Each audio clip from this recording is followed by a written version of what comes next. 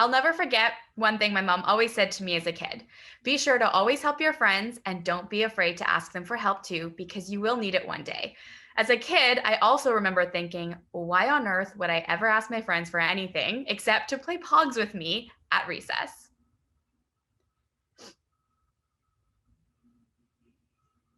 Growing up, I had a lot of interests. Some might call it well rounded, most called it a lack of direction. So when it came time to think about what I wanted my career to be, it was a struggle to say the least. Since a ballet dancer, public speaker, Broadway singer, film editor, sports reporter, lawyer, doctor, dog trainer isn't actually a job, I decided I wanted to be the next best thing. I decided I wanted to be a dentist.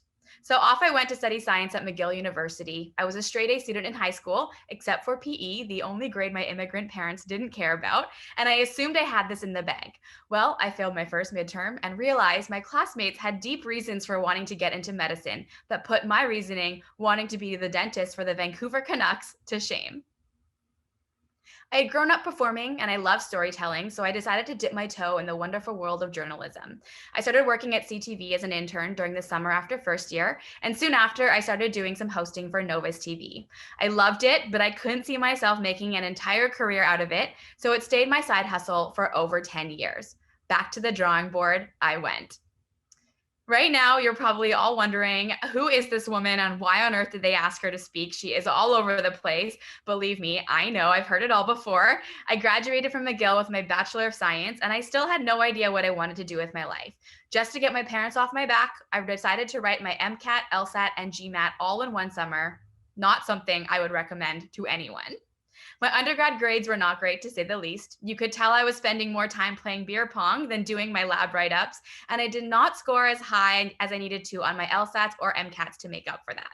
I did apply to UBC Law, got rejected very quickly, but ended up scoring well on my GMAT, so by default was about to embark upon a career in business, whatever that meant. I remember my first day of my Master of Management at Sauder. We were told to take a good look around the room at everyone. We were told that this is now our primary network, people we can lean on, a group that will support each other, and your primary source for finding referrals and getting jobs. Suddenly, what my mom said about not being afraid to ask people for help started to have some real life backing behind it.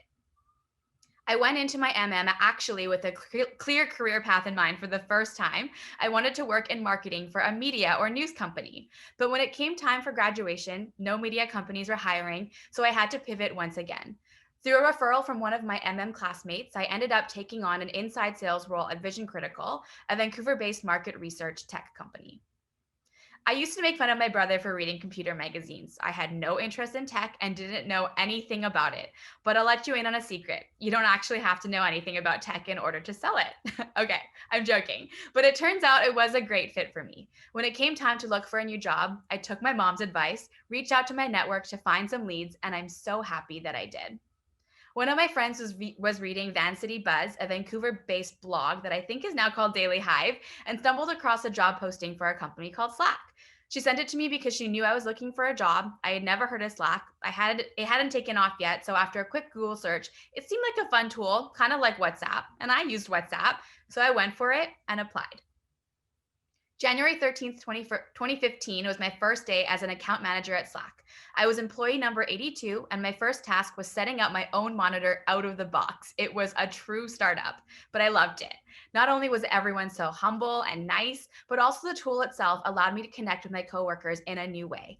What stood out to me the most was how connected our users felt to the tool. No joke, Slack was getting multiple proposals on Twitter a month. I learned my sales style very quickly. I was a relationship builder, which wasn't always seen as a positive in sales, but I'm a very open book. I have an innate desire and curiosity about people, and I love finding common ground with others. Thanks to my side hustle in journalism, I had also gotten very good at asking questions and learning about people. So for me, relationship selling came naturally. I learned early on to play to my strengths. My strength was building strong relationships. So when Slack rolled out a customer success team, it was a no-brainer for me to join. A very, very tech title, customer success is all about managing the post-sale relationship with a customer, really understanding how their business works and partnering with them to ensure they're getting the most value out of their investment. So in 2017, I officially became a Slack CSM. We took our calls at our desks to allow for open learning, and boy, did I feel sorry for those around me. I project when I speak, and my entire team, including my director, would laugh and shush me as I asked an SVP at 21st Century Fox about a tennis game over the weekend. You see, I genuinely cared, and I genuinely believed this instilled a sense of trust in me, which was key in my role.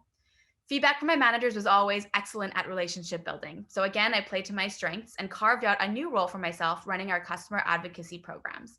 In February, I started managing our Global Champion Network, a community of Slack advocates across over 1,000 different organizations.